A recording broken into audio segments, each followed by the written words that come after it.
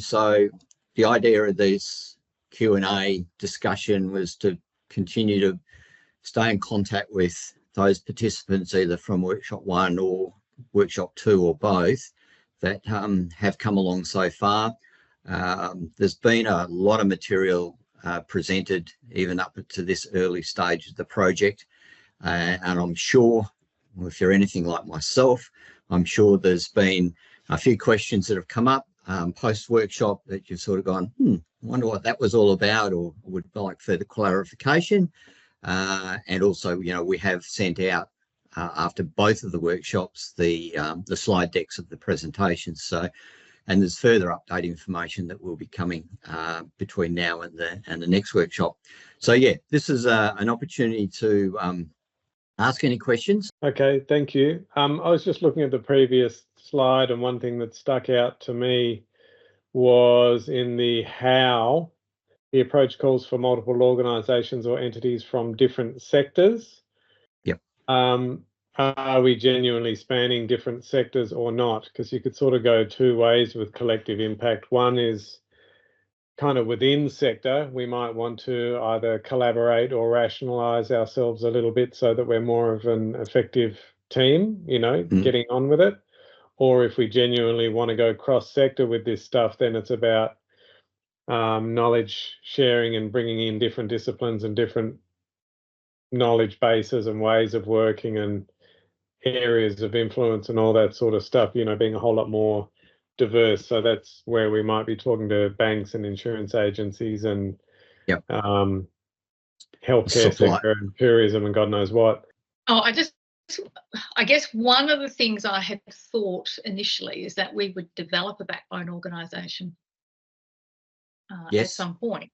But I think Keith said Perth NRM is the backbone organisation. So I just want some clarity around that, because, of course, I'm representing, and I know you say leave the logos at home at the meetings, but they're representing COBWA. So we would stay as an organisation in our own right, and Perth NRM would be the backbone organisation. Is that, have I got that right? Yeah. You want to add a bit more to that, Keith?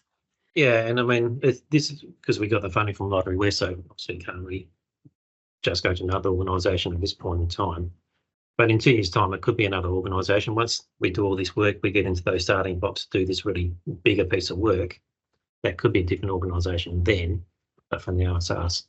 It's more of a comment, and it's around duplication. And I think it's really important that, you bring organisations together who've got skill sets. And it'd be really, government will not support duplication of services. Especially the current minister, she's very onto industry that's already established to actually, put their own hand in their pocket, and if you've got systems in place to use them. So I'd just be careful about reinventing the wheel in some of these processes. Yeah, no, it's a good point, Ricky, and I from my point of view personally, managing the project, I like to think that, as I said earlier in the piece, that by bringing together existing shareholders and their programs and the services that they're delivering, we can get an additive effect. So it's not about duplicating something that's currently in place or currently being delivered, but saying if we take the best of something that GGA is doing, for example, and the best of something that has been done at Greening Australia, it's a hybrid of that is in itself a different product or a different service, if that makes sense. Yeah, I might just quickly jump in to respond to both of you, Ingrid and Barb. Ingrid, definitely I agree with the working together piece. I think that's massive and a really big part that needs to be emphasised. And in terms of the rest of them, I wasn't there for that first workshop, so apologies for not knowing about the emphasis on different things. But I suppose my point is, and it speaks to what you just said then, Barb, I don't want to lose the emphasis on action. Undoubtedly, we need outcomes and impact, and that comes through action. In the restoration sphere, some people might say we've been doing a really good job for a long time. but we've been working for well over 40 years on this, and we're not having the impact we need.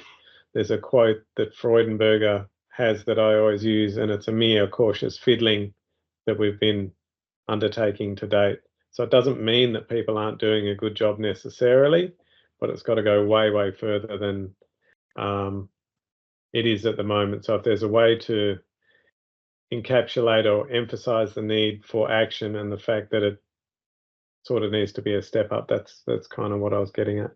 I agree. We can be a bit braver and more ambitious, but recognising that farming in Western Australia has been extraordinary. It's like they've done a remarkable job to get to where we are, but there's that famous saying of what got us to where we are today won't get us to where we need to be tomorrow. And there's that, we need to recognise that for what it is, because business as usual is now failing, completely failing. And if we don't change that model, then future generations will be extremely compromised. Yeah, just in terms of just raising the Indigenous profile here, I'm not sure how most Noongar folk would think about the word farming in terms of how they see land management. And you're probably aware, like, there's an emerging literature which debates whether Aboriginal folk farmed or not. And some would say they didn't. Some may not agree with that. But in terms of a term that describes the way that Indigenous people exist on country, I don't have an answer for this, but it would be useful maybe to reflect on this at some later date. So I don't think that farming would be a term that they would adopt. It's timely you mentioned that. Heidi and Oral had a meeting with Lotterywest yesterday about how better it's participating in this approach, this project, because Heidi is keen to be a part of this, but they need a bit more breathing space to work out how is best for them to be a part of this. And as we know, Heidi and well, any member of the Noongar community doesn't want to speak on behalf of the whole community. But there's the language around farming is a tricky one. We use it originally as a bit of a catch-all in the farming landscape, as a bit of a catch-all, but obviously doesn't work for everyone either. So that's just one of those things we need to work through, and keen to do that with the Healing Country mob and others.